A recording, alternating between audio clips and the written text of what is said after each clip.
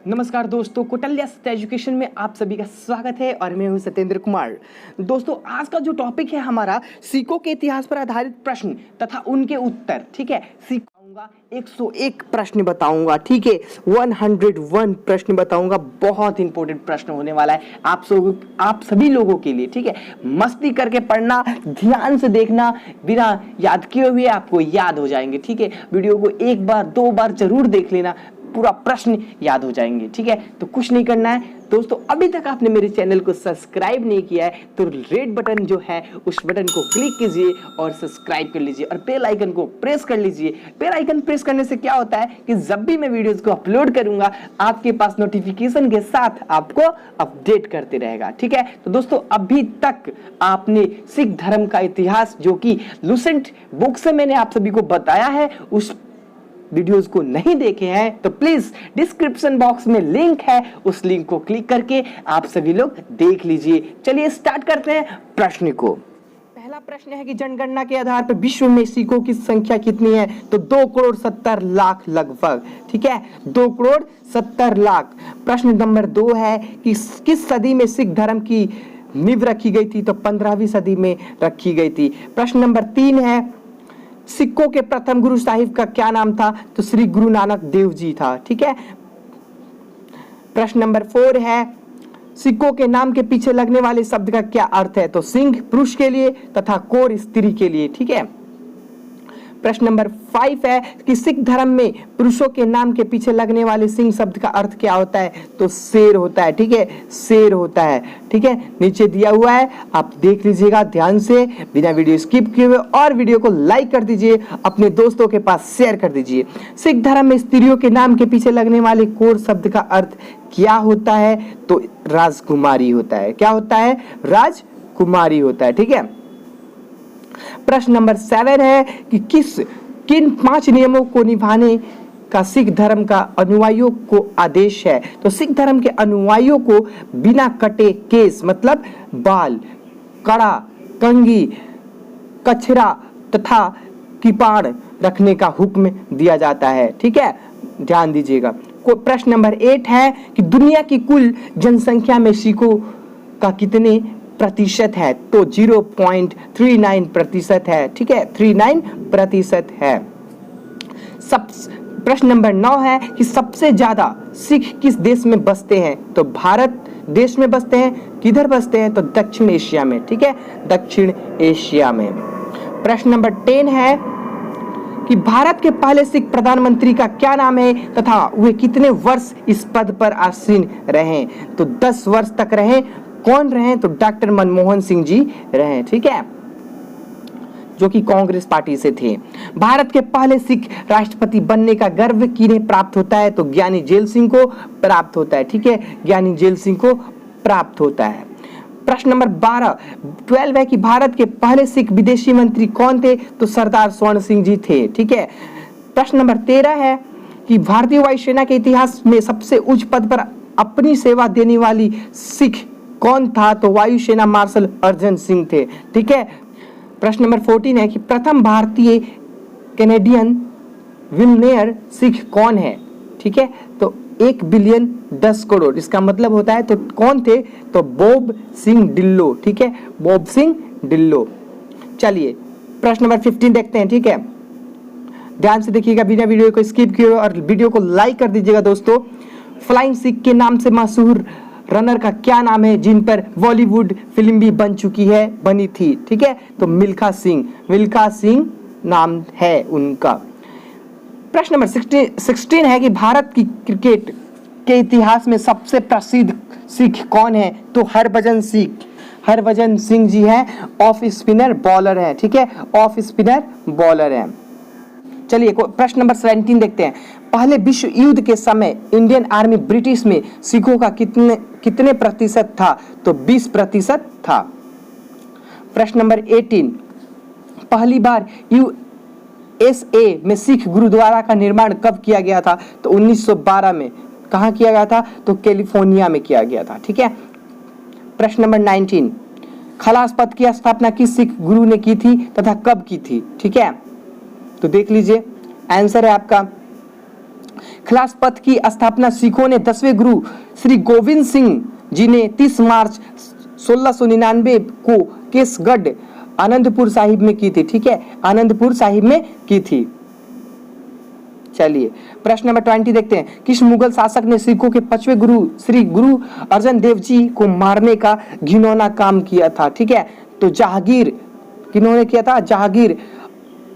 असली नाम नूर उद दीन मोहम्मद सलीम। ठीक है, इनका जो असली नाम था नूर उद दीन मोहम्मद सलीम, जो कि अकबर का बेटा था। किसका बेटा था? तो अकबर का बेटा था। ठीक है, प्रश्न नंबर 21 देखेंगे, 21 देखेंगे। खिलाफत की स्थापना के पहले ही दिन कितने अनुयायियों ने सिख पुरुष तथा कोर स्त्री नाम को धारणा किया था? तो 20,000 ने। ठीक है, 20,000, 20,000। क्वेश्चन नंबर 22 देखेंगे, 22 देखेंगे कि अमृतसर में स्थित स्वर्ण मंदिर का निर्माण कब संपन्न हुआ था? तो अगस्त 1604 में हुआ था। अगस्त 1604 में हुआ था। ठीक है, प्रश्न नंबर 23 देखेंगे, स्वर्ण मंदिर की नींव किस सिख गुरु ने की थी? ठीक है, किस सिख गुरु ने की थी? तो सिखों के 5वें गुरु जो थे अर्जन देव जी ने की थी। ठीक है, अर्जन देव जी ने की थी।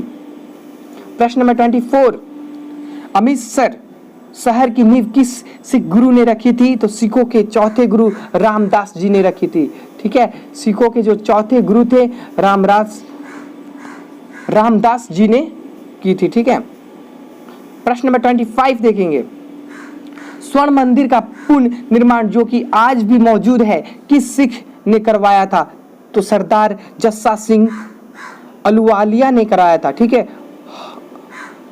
अहलुवालिया ने करवाया था। ठीक है,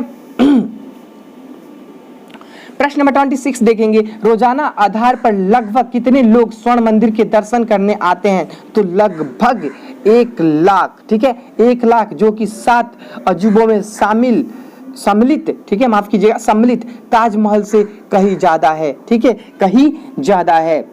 प्रश्न नंबर 27 देखेंगे, स्वर्ण मंदिर के प्रथम ग्रंथी कौन थे? तो बाबा बुड्ढा जी। ठीक है, बाबा बुड्ढा जी। प्रश्न नंबर 28 देखेंगे, शेर ए पंजाब के नाम से किसे जाना जाता है? तो महाराज रणजीत सिंह को जाना जाता है। ठीक है, महाराज रणजीत सिंह को जाना जाता है। प्रश्न नंबर 29 देखेंगे, महाराज रणजीत सिंह की समाधि कहां पर है? तो लाहौर पाकिस्तान में है। ठीक है, लाहौर पाकिस्तान में है। प्रश्न नंबर 30 देखेंगे कि 1660 से 1780 के मगध की सिख सेना को किस नाम से जाना जाता है? तो दल खलास के नाम से जाना जाता है। ठीक है, दल खलास के नाम से जाना जाता है। प्रश्न नंबर 31, पंजाब में 1707 से 1799 के मध्य बनने वाले छोटे छोटे दल क्या कहलाते हैं? तो मिसल कहलाते हैं। ठीक है, मिसल कहलाते हैं। प्रश्न नंबर 32 देखेंगे कि सुल्तान उल कौम के नाम से किसे जाना जाता है? तो सरदार जस्सा सिंह अहलुवालिया को जाना जाता है। ठीक है, प्रश्न नंबर 33, जस्सा सिंह अहलुवालिया ने पंजाब के किस राज्य की स्थापना की थी? तो कपूरथला की स्थापना की थी। ठीक है, कपूरथला की स्थापना की थी। चलिए प्रश्न नंबर 34 देखेंगे, ईरान का बादशाह नादिर शाह जो कि करनाला की लड़ाई में मुगलों को हराकर 800 हिंदुओं तथा 500 मुस्लिम महिलाओं को अपने देश ले जा रहा था, उस पर किसने हमला कर सभी महिलाओं को सुरक्षित छुड़वाया था? ठीक है, मतलब कि छुड़वाया था। ठीक है, तो सरदार जस्सा सिंह अहलुवालिया तथा अन्य सिख संगठनों ने साथ मिलकर इन्होंने सभी को छोड़ा दिया था। ठीक है, सभी महिलाओं को छोड़ा दिया था। ठीक है, क्वेश्चन नंबर 35 देखेंगे। क्वेश्चन नंबर 35 है कि करनाला की लड़ाई किस के बीच तथा कब हुई थी? तो 24 फरवरी 1739 को ईरान के बादशाह नादिर शाह तथा मोहम्मद शाह के बीच में हुई थी। ठीक है, 24 फरवरी 1739 को ईरान के बादशाह नादिर शाह तथा मोहम्मद शाह के बीच में हुई थी। क्वेश्चन नंबर 36 है कि सिख साम्राज्य जो कि महाराजा रणजीत सिंह द्वारा सभी मिसलों को संगठित, ठीक है, मिसलों को संगठित कर बनाया गया था, किन 4 देशों की जमीन पर काबिज था? ठीक है, तो भारत, पाकिस्तान, चीन और अफगानिस्तान। ठीक है, भारत, पाकिस्तान, चीन और अफगानिस्तान। ठीक है, क्वेश्चन नंबर 37 देखेंगे, 37। सिख साम्राज्य की प्रथम महिला शासक कौन थी? ठीक है, तो चांद कौर। ठीक है, चांद कौर। क्वेश्चन 38 है कि सिख साम्राज्य का आखिरी शासक कौन था? तो जवाहर सिंह औलख। ठीक है, औलख जो थे ये आखिरी शासक थे सिख साम्राज्य के। ठीक है, चलिए क्वेश्चन नंबर 39। क्वेश्चन नंबर 39 है कि सिख साम्राज्य कितने प्रांत में बांटा गया था? ठीक है, कितने प्रांत में बांटा गया है? तो 4 प्रांतों में बांटा गया है। कितने प्रांतों में बांटा गया है? 4 प्रांतों में। अब कौन कौन से प्रांतों में बांटा गया है उसे प्रश्न नंबर 40 में देख लेते हैं। सिख साम्राज्य के 4 प्रांत कौन कौन से थे? तो लाहौर। ठीक है, कौन कौन से हैं? तो पहला है लाहौर, मुल्ताना, पेशावर। ठीक है, पेशावर तथा कश्मीर। ठीक है, फिर से लाहौर, मुल्ताना, पेशावर तथा कश्मीर। दोस्तों वीडियो को लाइक कर दीजिएगा, फॉलो कर दीजिएगा, सब्सक्राइब कर दीजिएगा चैनल को और अपने दोस्तों के पास शेयर कर दीजिएगा। चलिए क्वेश्चन नंबर 41 देख लेते हैं। क्वेश्चन नंबर 41 है कि सिख धर्म के किस प्रयास से खुश होकर अकबर ने अमृतसर की जमीन सिखों को दे दी थी? ठीक है, तो लंगर की सेवा। ठीक है, लंगर की सेवा। अकबर सिख धर्म की लंगर सेवा का बड़ा प्रशासक था, इसलिए जब इसके बारे में उसे पता चला तो उसने लंगर के लिए जमीन दान कर दी थी। ठीक है, लंगर के लिए क्या कर दी थी? जमीन दान कर दी थी। इसी के साथ अकबर के संबंध सिखों के साथ बेहतर हो गए, लेकिन उसका बेटा जहांगीर जो कि मुगल साम्राज्य का राजा बना, सिखों की दृढ़ राजनीतिक व्यवस्था के चलते खौफ में था। ठीक है, खौफ में था। ठीक है, ध्यान दीजिएगा, बहुत इंपॉर्टेंट है। चलिए क्वेश्चन नंबर 42 देखेंगे। सिख साम्राज्य के पतन का प्रमुख कारण क्या था? तो महाराजा रणजीत सिंह की मृत्यु 1839 में होती है। ठीक है, तथा सत्ता की कमजोरी का लाभ उठाने वाली ईस्ट इंडिया की ब्रिटिश कंपनी थी। ठीक है, ईस्ट इंडिया की ब्रिटिश कंपनी थी। Question number 43। क्वेश्चन 43 है कि एंग्लो सिख युद्ध किस के बीच लड़ा गया था तथा विजयी कौन हुआ? ठीक है, विजयी कौन हुआ इसमें? तो ये भी देख लेते हैं, ध्यान से देखिएगा कि एंग्लो सिख युद्ध सिख साम्राज्य तथा ईस्ट इंडिया ब्रिटिश कंपनी के बीच लड़ा गया तथा इसमें सिखों की हार हुई।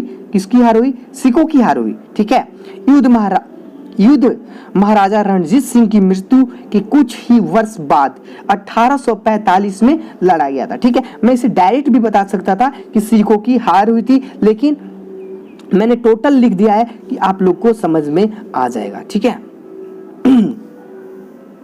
चलिए क्वेश्चन नंबर 44 देखते हैं। कश्मीर पर ईस्ट इंडिया ब्रिटिश कंपनी का अधिकार किस युद्ध के बाद हुआ? तो द्वितीय एंग्लो सिख युद्ध के बाद हुआ। ठीक है, जो कि द्वितीय एंग्लो सिख युद्ध हुआ उसके बाद, ठीक है, कश्मीर पर ईस्ट इंडिया ब्रिटिश कंपनी का अधिकार हो गया। चलिए क्वेश्चन नंबर 45 देखेंगे कि पंजाबी भाषा की लिपि क्या है? ठीक है, इंपॉर्टेंट क्वेश्चन, बहुत एग्जामों में पूछी गई क्वेश्चन है। ठीक है, गुरुमुखी। ठीक है, कौन सी क्या है लिपि? तो गुरुमुखी। ठीक है, गुरुमुखी। चलिए क्वेश्चन नंबर 46 देखेंगे। गुरुमुखी लिपि सिखों के किस गुरु द्वारा रची गई थी? ठीक है, गुरु द्वारा रची गई थी, तो गुरु अंगद देव जी। ठीक है, गुरु अंगद देव जी के द्वारा रची गई हुई थी। ठीक है, क्वेश्चन 47 देखेंगे कि औरंगजेब ने किस सिख गुरु की हत्या करवाई थी? तो गुरु तेग बहादुर जी का। ठीक है, औरंगजेब ने हत्या करवाई थी। चलिए क्वेश्चन नंबर 48। ठीक है, खलास पथ का पिता किसे माना जाता है? तो गुरु गोविंद सिंह जी को। ठीक है, गुरु गोविंद सिंह जी को खलास पथ का पिता माना जाता है। ठीक है, चलिए क्वेश्चन नंबर 49। खलास पथ की माता किसे माना जाता है? तो माता साहिब कौर जी को। ठीक है, माता साहिब कौर जी को खलास पथ की माता माना जाता है। ठीक है, क्वेश्चन नंबर 50 देखेंगे। सिख अभिवादन क्या है? सिख अभिवादन क्या है? ठीक है, इंपॉर्टेंट क्वेश्चन है कि वाहिगुरु जी का खलास, वाहिगुरु जी की फतेह। ठीक है, सिख का अभिवादन वर्ड है, शब्द है, वाहिगुरु जी का खलास, वाहिगुरु जी का खलासा, वाहिगुरु जी के फतेह। ठीक है, वाहिगुरु जी के खलासा और वाहिगुरु जी की फतेह। ठीक है, क्वेश्चन नंबर 51 देखेंगे। क्वेश्चन नंबर 51 है कि सिख जयकारा क्या है। ठीक है, सिख जो जयकारा लगाते हैं वो क्या है, तो जो बोले सो निहाल, ये जो है ये सिख का जयकारा है, संत श्री अंकाल। ठीक है, संत श्री अंकाल, ध्यान दे दीजिएगा। क्वेश्चन नंबर 52, सिखों के 5 तख्त कौन कौन से हैं। ठीक है, तो पहला है अंकाल तख्त, अमृतसर में है। पटना साहिब पटना में है। ठीक है, ध्यान दीजिएगा। केसगढ़ साहिब आनंदपुर में है और हजूर साहिब नांदेड़ में है। ठीक है, और 5वां जो है दमदमा साहिब तलवड़ी साबो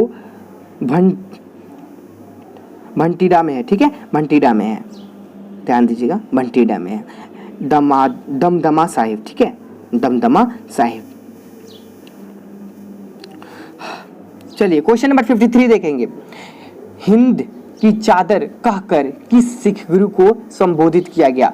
गुरु तेग बहादुर जी को संबोधित किया गया। ठीक है, क्वेश्चन 54 है कि शादी को सिख सभ्यता में किस नाम से जाना जाता है, तो आनंद कारजा। ठीक है, आनंद कार्ज के नाम से जाना जाता है। ठीक है, आनंद कार्ज के नाम से जाना जाता है। चलिए क्वेश्चन 55 देखते हैं। सिखों में लिए जाने वाले फेरों को क्या कहा जाता है तथा उनकी संख्या कितनी होती है, बहुत इंपॉर्टेंट है। तो सिखों द्वारा फेरों की रस्म को लवा कहा जाता है। क्या कहा जाता है, लवा कहा जाता है, तथा इनकी संख्या 4 होती है। ठीक है, जबकि हिंदू धर्म में 7 फेरों की रस्म होती है, आप सभी को पता ही होगा। ठीक है, और पंजाबी जो है सिख धर्म में जो है 4 होता है। ठीक है, संख्या कितना होता है, 4 होता है, बहुत इंपॉर्टेंट है। चलिए क्वेश्चन नंबर 56 है कि ज्वालियांवाला बाग हत्याकांड में जो लोग मारे गए थे उनमें सिखों की संख्या क्या थी, तो 309 थी। ठीक है, 309 सिख मारे गए थे। ठीक है, क्वेश्चन 57, SGPC का पूरा नाम क्या है तथा ये क्या काम करती है। ठीक है, तो SGPC का पूरा नाम क्या है तथा ये क्या काम करती है, तो शिरोमणि। ठीक है, शिरोमणि गुरुद्वारा प्रबंधक कमेटी। ठीक है, शिरोमणि गुरुद्वारा प्रबंधक कमेटी यह पंजाब, हरियाणा, हिमाचल प्रदेश तथा यूटी चंडीगढ़ के द्वारा गुरुद्वारा प्रबंधक का कार्य करती है। ठीक है, चलिए क्वेश्चन नंबर 58 देखेंगे। बहुत इंपॉर्टेंट क्वेश्चन है दोस्तों आप सभी अपने दोस्तों के पास जरूर शेयर कीजिए। ठीक है, और वीडियो समाप्त होने के बाद आप लोग कमेंट जरूर कीजिए और वीडियो को लाइक कीजिए, मुझे मोटिवेट कीजिए। ठीक है, मैं और अच्छा से अच्छा आप लोगों के लिए क्वेश्चंस लेके आऊंगा, आपके एग्जामों के लिए लेकर आऊंगा, आपके एग्जामों के संबंधित प्रश्न लेके आऊंगा, वही प्रश्न आपके एग्जामों में आएंगे। ठीक है, मैं आप सभी को भरोसा दिलाता हूं। ठीक है, तो क्वेश्चन नंबर 58 देखते हैं। शिरोमणि गुरुद्वारा प्रबंधक कमेटी कब गठित हुई थी, तो 20 दिसंबर 1920 में हुई थी। 20 दिसंबर 1920 में हुई थी। चलिए 59 नंबर प्रश्न, शिरोमणि द्वारा, ठीक है, गुरुद्वारा प्रबंधक कमेटी के पहले प्रेसिडेंट कौन थे। ठीक है, प्रेसिडेंट कौन थे, तो सरदार सुंदर सिंह, ठीक है, मजीठिया। ठीक है, मजीठिया ये थे प्रेसिडेंट, पहले प्रेसिडेंट। क्वेश्चन नंबर 60 है कि शिरोमणि गुरुद्वारा प्रबंधक कमेटी की पहली महिला प्रेसिडेंट कौन थी, तो बीबी जहांगीर कौर। ठीक है, जहांगीर कौर।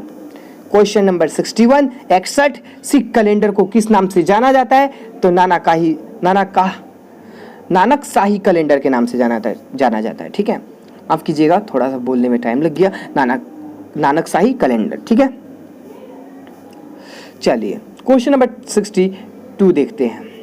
क्वेश्चन नंबर 62 है कि नानक शाही कैलेंडर का पहला साल कौन सा है, तो 1469 मतलब 1469 प्रथम सिख गुरु नानक देव जी की जन्म तारीख है। ठीक है, प्रथम सिख गुरु नानक देव जी की जन्म तारीख है। वीवीआई क्वेश्चन है, सभी प्रश्न वीवीआई है। ठीक है, चलिए क्वेश्चन नंबर 63 देखते हैं, 63 देखते हैं।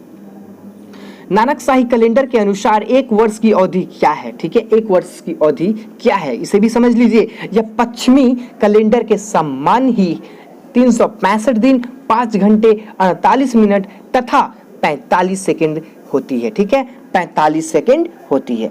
बहुत इंपॉर्टेंट प्रश्न, ठीक है, आप सभी अपने फ्रेंड से भी पूछ सकते हैं इसको, यदि आप लोगों को पता होगा तब आप पूछेंगे ना, तो इसलिए आप लोग ध्यान से देखिएगा वीडियो को। बहुत इंपॉर्टेंट प्रश्न है आप सभी के लिए, ठीक है, ये प्रश्न कोई नहीं बताया होगा, आप सभी को कौटल्या सत्या एजुकेशन के माध्यम से आप लोगों को ये प्रश्न बताया जा रहा है। दोस्तों वीडियो को लाइक कर दीजिएगा, लाइक कर दीजिएगा, लाइक कर दीजिएगा। चलिए 64 नंबर प्रश्न देखते हैं। नानकशाही कैलेंडर में लिपि वर्ष का एक ज्यादा दिन किस महीने में जोड़ा जाता है? ठीक है, फागुन के महीने में जोड़ा जाता है। ठीक है, किस महीने में जोड़ा जाता है? फागुन के महीने में जोड़ा जाता है। ठीक है, चलिए क्वेश्चन नंबर 65। नानकशाही कैलेंडर में नया साल कब मनाया जाता है? 14 मार्च को नया साल मनाया जाता है। लिख रखा है तो ध्यान से देखिएगा। चैत है 14 मार्च से शुरू होता है, वैशाख 14 अप्रैल से शुरू होता है, जेठ 15 मई से शुरू होता है। ठीक है, सावन 16 जुलाई से शुरू होता है, भादो 16 अगस्त से शुरू होता है, असू 15 सितंबर से शुरू होता है। ठीक है, और कतक जो है 15 अक्टूबर से शुरू होता है। ठीक है, 15 अक्टूबर से शुरू होता है। चलिए, मगर जो है 14 नवंबर से शुरू होता है। ठीक है, 14 नवंबर से पोह जो होता है 14 दिसंबर से, माघ 13 जनवरी से, और फागुन 12 फरवरी से। ठीक है, ये था हमारा सिख कैलेंडर के अनुसार। ठीक है, चलिए क्वेश्चन नंबर 67। क्वेश्चन नंबर 67 है कि नानकशाही कैलेंडर को बनाने का श्रेय किसे जाता है? किन्होंने बनाया था? तो केंडियम सिख पाल सिंह परेवाल को जाता है। ठीक है, परेवाल को जाता है। चलिए क्वेश्चन नंबर 68 देखते हैं। शिरोमणि गुरुद्वारा प्रबंधक कमेटी के नानकशाही कैलेंडर को कब मान्य किया गया था? ठीक है, मान्य किया गया था तो 14 अप्रैल 2003 को किया गया था। ठीक है, कब किया गया था? 14 अप्रैल 2003 को किया गया था। नानकशाही कैलेंडर का अनुसंधान विश्व के 90% से ज्यादा गुरुद्वारा साहिब में किया जाता है। ठीक है, विश्व के 90% से ज्यादा गुरुद्वारा में साहिब किया जाता है दोस्तों। ठीक है, चलिए क्वेश्चन नंबर 69 देखेंगे। मजा आ रहा होगा क्वेश्चन देखने में आप सभी को, और बहुत इंपॉर्टेंट क्वेश्चन है आप लोगों के लिए। ठीक है, चलिए क्वेश्चन नंबर 69 देखते हैं कि दिल्ली के सभी गुरुद्वारा साहिब के संचालन पर किसका नियंत्रण है? तो दिल्ली सिख गुरुद्वारा मैनेजमेंट कमेटी, ठीक है, DSGMC,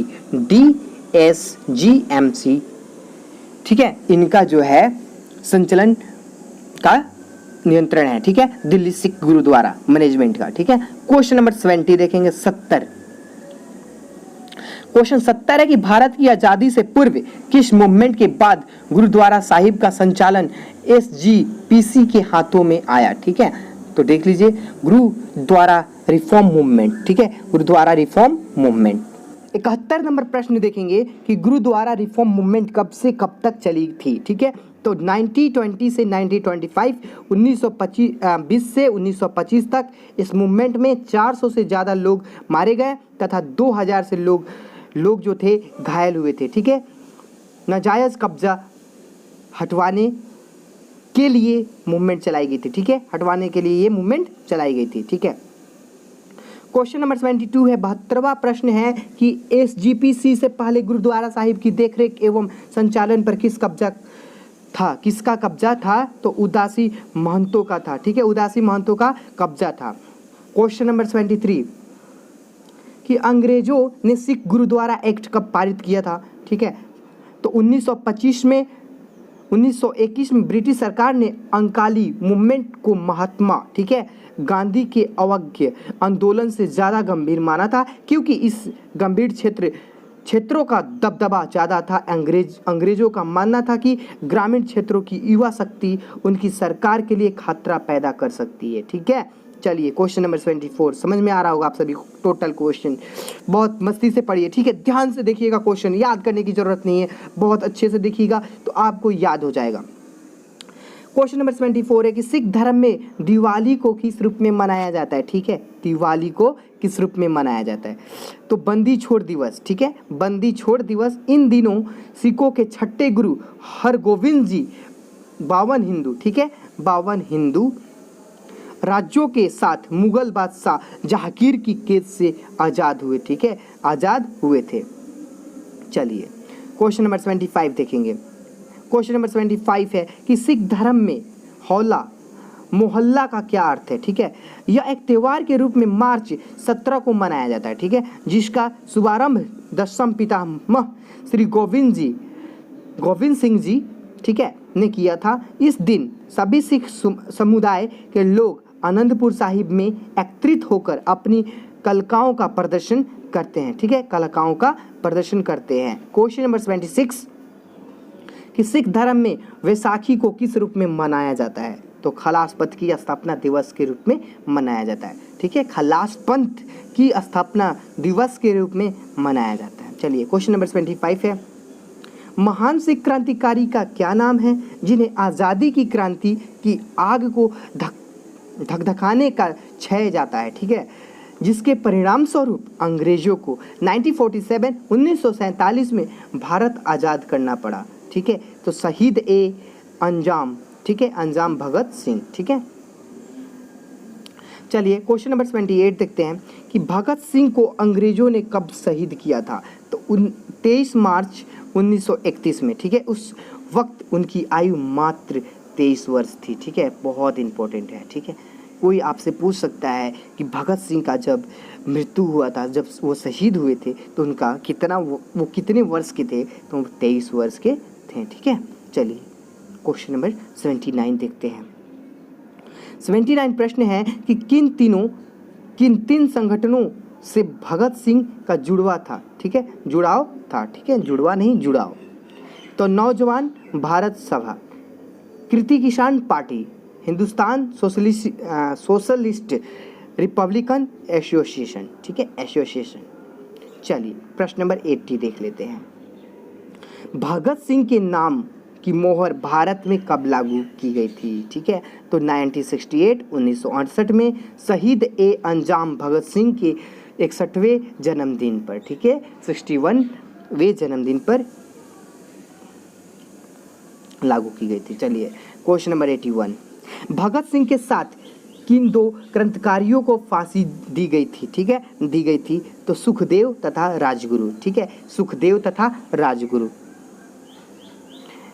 चलिए क्वेश्चन नंबर 82 देखेंगे, ठीक है, 82 साल 1984 को सिख इतिहास का कला वर्ष क्यों माना जाता है, ठीक है, तो 1984 में सिख दंगे भड़के थे, ठीक है, जिसमें हजारों सिखों को कुछ कट्टर हिंदू संगठनों के लोगों ने मार दिया था। इसके लिए प्राय कांग्रेस पार्टी को जिम्मेदार माना जाता है, ठीक है, कांग्रेस पार्टी को क्या माना जाता है, जिम्मेदार माना जाता है। चलिए क्वेश्चन नंबर 83 है कि किस प्रधानमंत्री की हत्या के बाद सिख दंगे भड़के थे, तो इंदिरा गांधी की हत्या के बाद सिख जो थे वो दंगे में भड़के थे, ठीक है। चलिए क्वेश्चन नंबर 84 है कि 1984 सिख दंगों की काली तारीख क्या थी, ठीक है, काली तारीख क्या थी, तो 31 अक्टूबर से 3 नवंबर 1984, ठीक है, यही थी काली तारीख। क्वेश्चन नंबर 85 है कि इंदिरा गांधी की हत्या किसने तथा क्यों की थी, तो इंदिरा गांधी के 2 सिख बॉडीगार्ड संवत सिंह तथा बलवंत सिंह ने ऑपरेशन ब्लू स्टार के विरोध में की थी, ठीक है। अब आता है कि ऑपरेशन ब्लू स्टार क्या था, तो ऑपरेशन ब्लू स्टार संत जनरल सिंह, ठीक है, भिंडरावाले को मारने के लिए 1 से 10 जून 1984 को चलाया गया था, ठीक है, जिसमें अंतर्गत सिखों के मुख्य धार्मिक स्थान श्री हरि मंदिर साहिब गोल्डन टेम्पल पर भारतीय थल सेना, CRPF, ठीक है, BSF तथा पंजाब पुलिस ने हमला किया था, ठीक है। ये जो आदेश था, ये आदेश किन्होंने दिया था, तो डायरेक्ट इंदिरा गांधी द्वारा दिया गया था। इसमें 800 मौतें हुई थी, ठीक है, कितने मौतें हुई थी, 800 मौतें हुई थी, 492 आम नागरिक थे, ठीक है, आम नागरिक थे। और फलस्वरूप 31 नवंबर 1984 को सिख बॉडीगार्ड ने इंदिरा गांधी की हत्या कर दी थी, ठीक है। चलिए क्वेश्चन नंबर 87, संत जरनैल सिंह भिंडरावाला कौन था, ठीक है, ये भी इंपॉर्टेंट प्रश्न है कि वो व्यक्ति कौन था। तो संत जर्नैल सिंह भिंडरवाला दमदमी टक्सल का मुख्य था, ठीक है। वो भारतीय संविधान आर्टिकल 25 विशेष विरोधी तथा आर्टिकल 25 के अनुसार सिख, जैन तथा बौद्ध धर्म हिंदू धर्म के हिस्से हैं, ठीक है। आप आर्टिकल 25 देख सकते हो, ठीक है। वहाँ पे आप सभी को इसके विषय में टोटल नॉलेज प्राप्त हो जाएगा। यदि आप चाहिएगा तो मैं भी आपको पीडीएफ सेंड कर दूंगा। यदि आपको पीडीएफ चाहिए तो आप मेरे टेलीग्राम ज्वाइन हो जाइए। टेलीग्राम का लिंक डिस्क्रिप्शन बॉक्स में दिया हुआ है, उस पर आप ज्वाइन हो जाइएगा। मैं आपको पीडीएफ सेंड कर दूंगा, ठीक है। चलिए,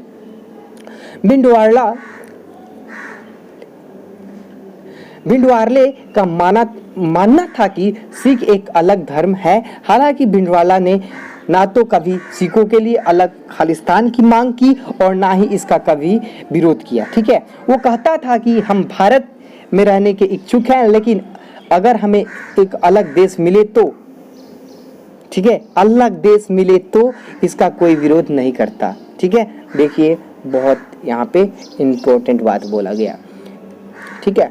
अंकाल तख्त ने भिंडरावाला को शहीद की उपाधि दी है, ठीक है। चलिए, क्वेश्चन नंबर 88 बहुत इंपॉर्टेंट है, इसलिए मैंने टोटल नोट्स की तरह आप सभी को इस वीडियो के माध्यम से आपको बता रहा हूँ, कौटिल्य सत्य एजुकेशन के माध्यम से बता रहा हूँ।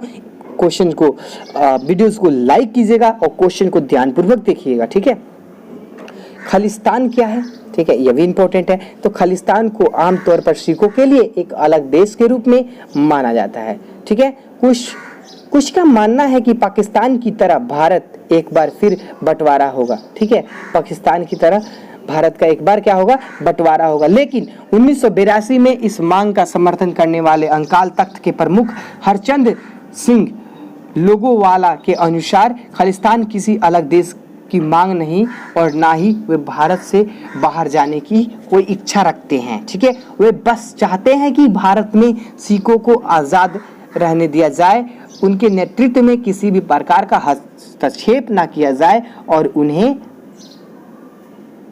अपने धर्म के मूल्यों पर जीने का अलग से, ठीक है, आगे देख लीजिए, हक मिले और सिख इसी तरह भारत के आज़ाद नागरिक कहलाएं। ध्यान दीजिएगा यहाँ पे कि ये हर्षचंद सिंह लोगोवाला द्वारा दिए गए बयान का हिंदी अनुवाद है। हालांकि ये बयान 1982 में दिया गया था, ठीक है। ये जो बयान दिया गया था 1982 में दिया गया था, बहुत इंपॉर्टेंट है, ठीक है, ध्यान से देख लीजिएगा। चलिए, 89 नंबर प्रश्न देखते हैं।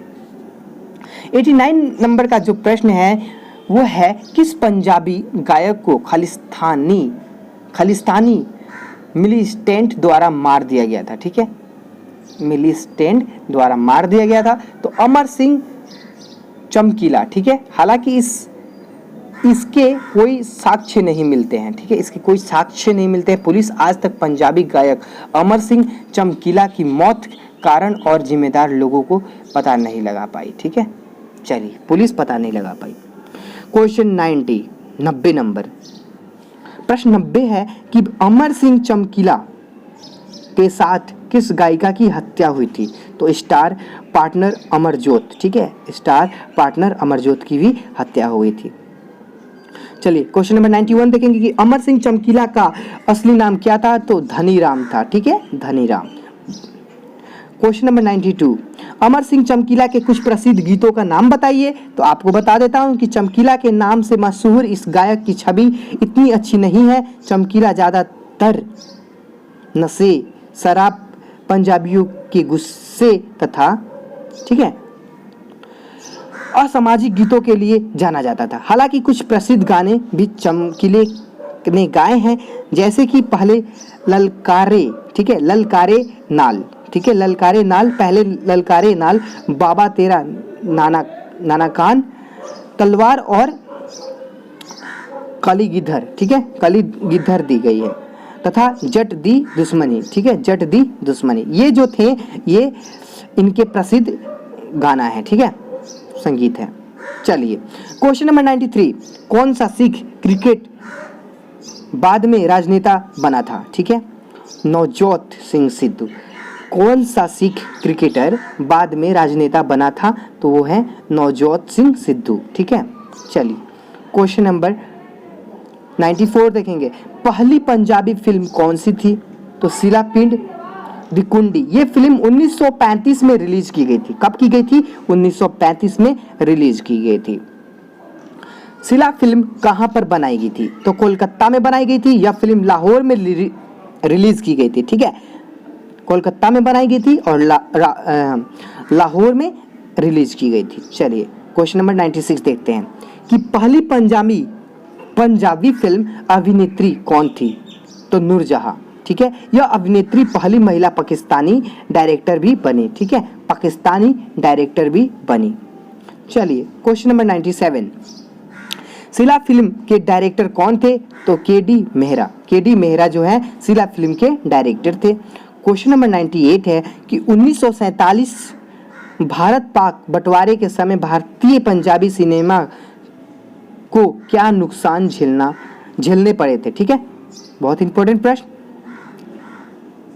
तो भारत पाक के साथ साथ पंजाब भी दो हिस्सों में बट गया। पश्चिम पंजाब पाकिस्तान तथा पूर्वी पाकिस्तान भारत का हिस्सा बन गया। ज्यादातर आस्टिक, ठीक है, ज्यादातर आस्टिट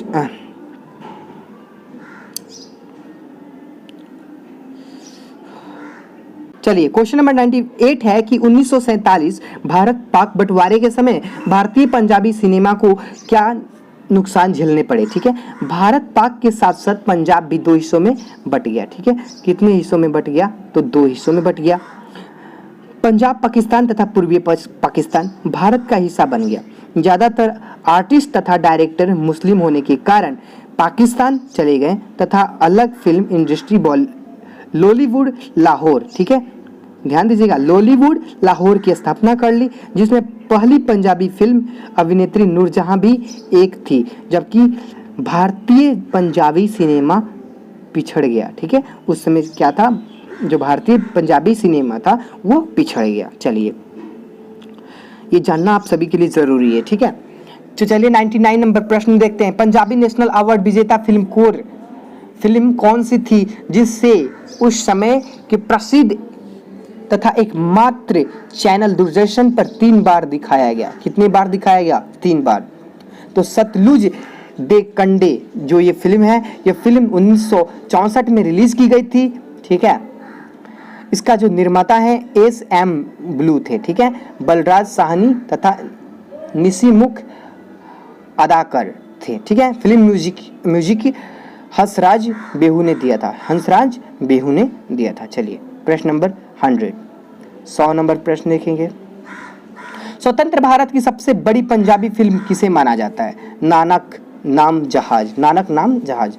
और इस आज का लास्ट प्रश्न नंबर 101, नानक नाम जहाज है कब रिलीज हुई थी? ठीक है, नानक नाम जहाज 1969 में रिलीज की गई थी।